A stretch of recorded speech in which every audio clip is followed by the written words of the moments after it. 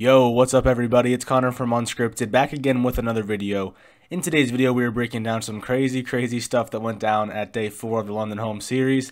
And as always, we are doing it off the script. Before we get into the video, as always, don't forget to leave a like down below if you enjoy. Leave a comment with your thoughts on the CDL action today. And subscribe to the channel as well if you are enjoying the CDL content and looking for more of it in your subscriber box. I appreciate all of that stuff, and let's get right into the video. So as you see here, these are the matches we had today: the Thieves versus the Ravens, FaZe versus New York, and Ultra versus Empire.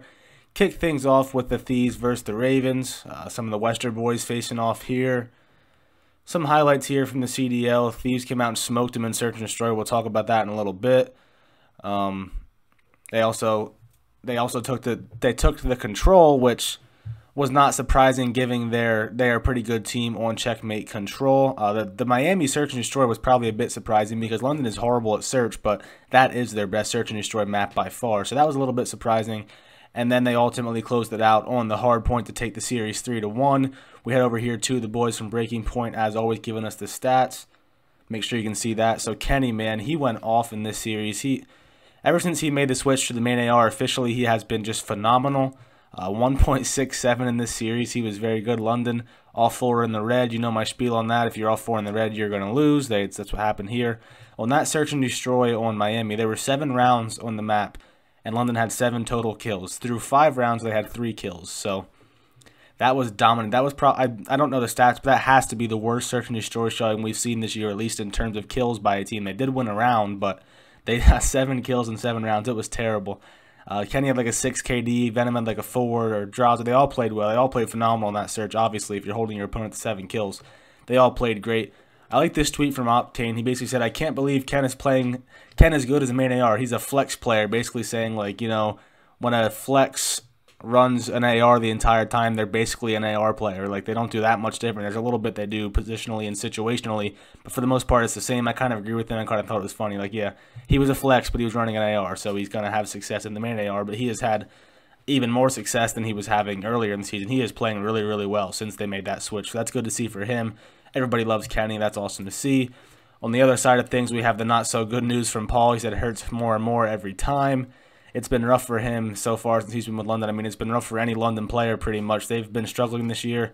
They have like 2 series wins, not going well so far in Stage 3 for them either. They lost to Optic 3-1. They now lose to LAT 3-1. So, you know, more of the same for them. That's that series. Now move on to by far what was the biggest series of the day, or at least the best series of the day. Probably the best series of the season so far. Definitely has an argument. Of course, I'm talking about New York versus FaZe. We kicked things off with a Garrison, Hardpoint, HyDra, and Clay. There was a listen in here, and HyDra, his communication was great.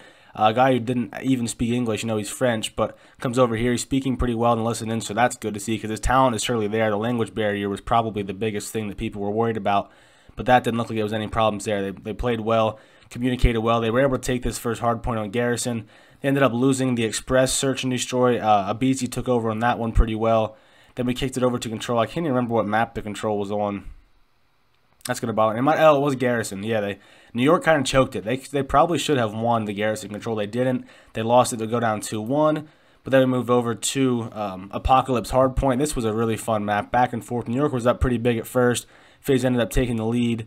Eventually, New York was able to come back and take it on this last hill. You see, it was a close game. It was like 250 to 241, so it really could have went either way. New York clutched up for sure to force the map 5. And then we had round 11 on Raid, Search and Destroy. They were able to clutch up. New York was. They actually got the first 2 kills. It was a 2v4. Someone got killed. I think it was Mac, and they made it a 2v3. Clay picked up a kill, got traded out. It was left to Celium in a 1v2 against HyDra and Asim, and they were able to finish it off when he was trying to plant the bomb to take it in map 11. It was just an incredible series. Here are the stats from it. You see from the FaZe side of things, Simp was the one carrying the load again. I mean, over 2,100 damage more than the second best player on his team, Abizi, as a sub. I mean, it's just crazy stuff from him. Arcides, he's not off to a good start. He's been struggling a little bit lately. He struggled towards the end of Stage 2, struggled again in this series, you know, not the season, or he was fine earlier in the season, but he sort of slowed down, you know, not the performances he's looking for recently. The other guys, they played okay, but Simp was definitely FaZe's best player, no doubt about that. On the New York side of things, it was Clayster, it was HyDra. Look at Clay, almost 20,000 damage. He was literally 1 kill away from having 20,000 damage. I mean, and just look at the interactions from this map. A couple of guys pushing 200 interactions. It was just such a fast-paced, action-packed series. I mean, both hard points were close. The control went round 5, the search went round 11, so there was so much Call of Duty played in one series, and it was awesome. And of course, HyDra, you know, he's going to take the storylines. It was his first series in the CDL, his first series, you know, in North American Call of Duty other than Challengers. Comes out, plays really well, helps lead his team to victory. I thought this was funny. This is my own tweets, not to plug my own Twitter, but the reactions after they got the win. Clayster's all excited, you know, pumping ice into his veins, and HyDra's just smiling. He's just so vibey, he's so wholesome. It's just awesome to see. He's going to be a superstar, not only for his play, but also the language thing will probably help him because his communication's like funny, how it's not the best yet. He's just like this. In that video where they put out about him being subbed in, where he just goes, oh, okay. And he's just funny, and people are going to love him. And if he keeps playing well, people will continue to love him. And I just think he has superstar potential, as you'll see here with this tweet. He just puts out a tweet, says, "Hail HyDra." That's just, I don't know why I thought it was so funny. Saints really liked it here. It was just, everybody was loving HyDra's debut. It was awesome. Octane weighs in again. I like Octane had some funny tweets. He said, "Clay's webcam reaction just slaughtered my vibe for the rest of the day." That's kind of how I thought it was. Like, all right, dude, what are you doing with this ice in the veins thing? It was funny. He got really hyped, and again, just the contrast between him and HyDra, it happened multiple times throughout the series. He was just pumped up, bumping his chest. I know when New York was down 5-3 in the raid, search and destroy in the game 5, and then they forced the round 11. HyDra was the same thing. Clay was yelling and screaming, and HyDra was just smiling. I don't know. I just thought it was funny, wholesome content. So New York was able to take that one. Do I have the stats here? Oh, I already went over the stats. That's right. So yeah, that was that series. Do I have anything else? Nope, I don't. So we are on to the last match of the day, which was the defending champs from Stage 2, Toronto Ultra, taking on the Dallas Empire, the new look Dallas Empire, with Fellow in the place of Huke and running the AR, and then Illy moving, of course, over to the SMG role for Dallas. They kicked things off on a checkmate hard point, and Dallas was up like 150-40 early on in that. They were really frying. I know Fellow was like 12-4. Illy was like 14-6. Those guys are really going off. And, you know, I put out on Twitter here, Empire's honeymoon phase lasted 4 hardpoint hills because they were up, like I said, like one day at 150 points through 4 hills. And then they slowed down. They ended up actually losing the map. And I think Fellow and Illy both finished negative. So their new roles, they really, I mean, it's not a new role for Fellow. It's a new team for Fellow and a new role for Illy. They started off really well. They were comfortable. They were playing awesome as a team. And then it fell apart, and they just couldn't do anything. Toronto came back and won that one.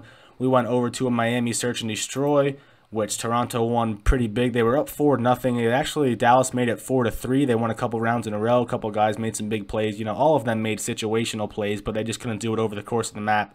They made it 4-3 before they ultimately fell 6-3, so they went down 2-0 in the series. And then we went to a raid control that Toronto ended up winning in round 5, taking that one 3-2. So it was a good series. I mean, there were some competitive games. The search was kind of competitive. The hard point was competitive. The control was very close, but it was a 3-0, and that's not what you want to see from Dallas. Straight off of a roster change where they made a very questionable decision that, you know, pretty much nobody agreed with. It started off well. It started off looking like they were going to shut the doubters up and prove them wrong, but it really fell apart for them pretty fast. In Toronto, they stayed hot. They're looking great. If they can keep playing that well in hard points especially, they will be good.